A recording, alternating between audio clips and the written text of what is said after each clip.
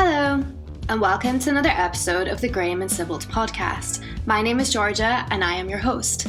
Today I am joined by another member of the Graham Sibbald team to discuss the Edinburgh residential property market. Sit back, relax, and enjoy today's episode. My name's Jorja, and this is the Graham Sibbald Podcast. Welcome to the Graham Sibbald Podcast. We are here today with Fergus Mair, who is a residential surveyor and partner based in the firm's Edinburgh office. Good morning, Fergus. How are you today? I'm extremely well, thank you, Jorja. Good, glad to hear it. So I think a good place to start is if you could tell us a little bit about your role within Graham Sibbald. Well, I work in the Edinburgh residential department, so that's carrying out valuation and inspection work in Edinburgh and the Lothians and down to the borders. I think the vast majority of our work now is home reports, and it's been a pretty busy period.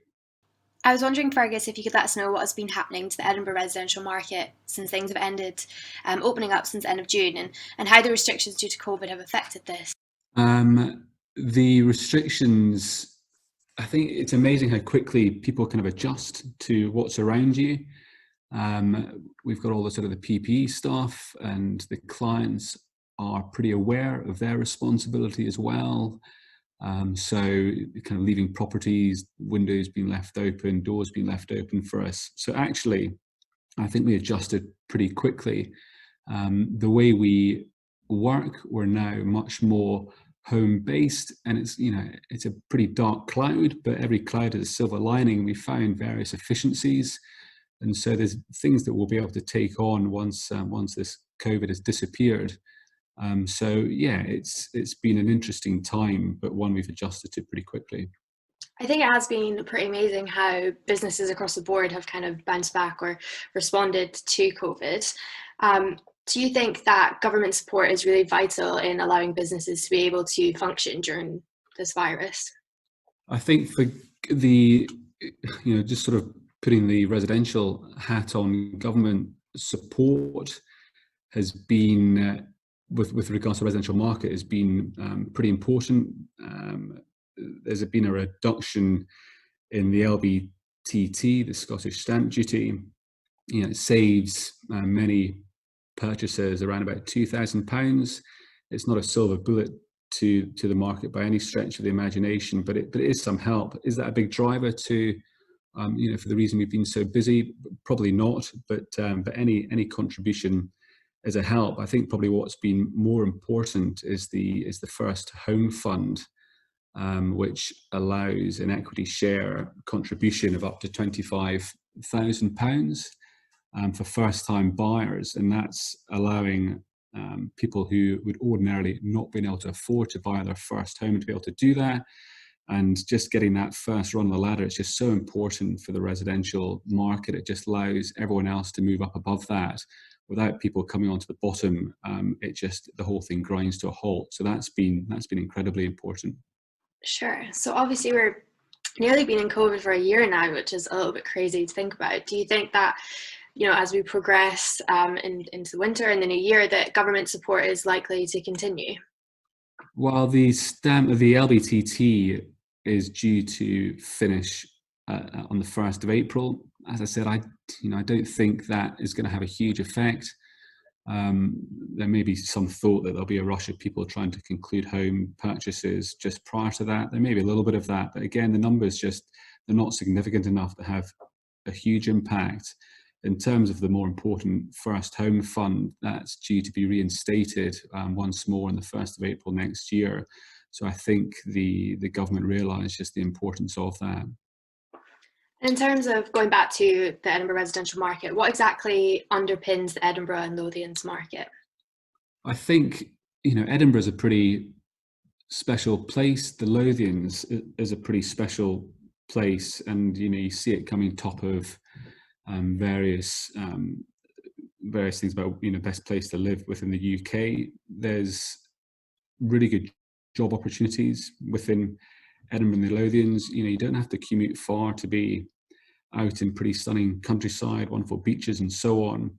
And so you couple that together with the low unemployment rate, with the high job opportunities, it kind of all comes out as a bit of a win for Edinburgh and the surrounding area. As such, demand is very high, and that's been one of the great underpinners for capital growth within Edinburgh and the Lothians. Edinburgh certainly is a very special place. I must agree with you on that. Do you think that it's a good time to buy and sell right now? Yeah, I think a lot of the agents will probably be suggesting to sellers to perhaps hold off until the start of next year. That's certainly not the universal opinion. My view, is chatting to a client yesterday, my view is that it's not a bad time to put your property on the market at the moment. The demand's not gone anywhere. People are still looking to buy, and there's fewer properties coming onto the market, so you're going to have less competition. So my view is it's not a bad time to stick your property onto the market. The sort of seasonality that we used to see in the property market is much more reduced. It's of course quieter coming into November and December, but a lot of stuff still happens. So not a bad time to buy, and equally not a bad time to sell, I don't think. That's really interesting. And, obviously 2021 is fast approaching, which is also scary. Don't know where the year has gone. But what are your predictions for 2021? It's going to be really, really interesting to see how the year plays out. We'll get a little bit of an indication right at the start. We'll have left Europe come the 1st of January. It'll be interesting just to see if there's a deal, if there's a no deal, and just how that affects confidence. And the property market is just driven by confidence. I think there's probably bigger question marks further down the year because we've got the elections in Scotland, and depending on how that goes, there could be a bit of a groundswell for another Scottish independence referendum. Just looking at the economics of that uncertainty, I think businesses will tell you from 2014 it had a huge impact with regards to confidence, with investment and so on drying up. So I think, the Scottish elections and the potential for another Scottish referendum is probably the bigger thing to consider next year. But saying that, and COVID is just such a great example of this, life goes on, people still make money, people still move, people have children, get divorced and so on. Edinburgh will continue to be an amazing place to live. The Lothians will continue to be an amazing place to live. So I don't see the demand for property drying up next year. So that's going to support prices. And so I'm pretty positive about next year. There's a kind of hope that there's been this huge number of transactions over the last few months, and it's kind of goes back to similar sort of numbers that were seen prior to the financial crisis in 2008. So are we seeing a bit of a new normal in terms of property transactions? I don't think it'll be like it has been the last few months next year. But, part of me is quite hopeful that we just may see a little bit more action than we have done pre-COVID, the previous couple of years to that. So it'll be interesting to see what happens. We were talking about government support a little bit earlier, and you mentioned the Scottish Government there. If you were in charge of government policy for a day, what changes would you make in the residential sector? I think the thing that screams out to me is the cost of moving, and the vast majority of that cost for many homeowners, particularly in Edinburgh and the Lothians, is LBTT. As soon as you're paying more than £325,000, you've got a really sizable tax to pay, and that strangles the market. Fewer people move because the cost of moving is just so prohibitive. And so if LBTT, the bandings at above £325,000 were to be significantly reduced, I think we would see a huge growth in the number of properties that are being sold. And there's been studies done that the tax take the direct tax take on LBTT, if those numbers were to be reduced, those percentages would be reduced, there'd be a greater tax intake just because of the number of properties that are sold. But I think you also need to look wider than that. The benefit to the economy with a really thriving property market is just enormous. From the builders that come in and do renovation work to the conveyancing solicitors, it is all aspects of an economy. And I think that would be a big wish for me. Is it likely to happen? I think it's going to be an SNP's decision, and that doesn't play with their voter base. So I don't see it happening, but I think that's a real shame, because there could be a huge economic benefit and as such a social benefit to large parts of Scotland if that were to be implemented. The other thing, I just think, the government needs to do as much as possible just to get houses built. There's quite a large social concern, the haves and haves not. We've got the people who own property and the people who don't own property.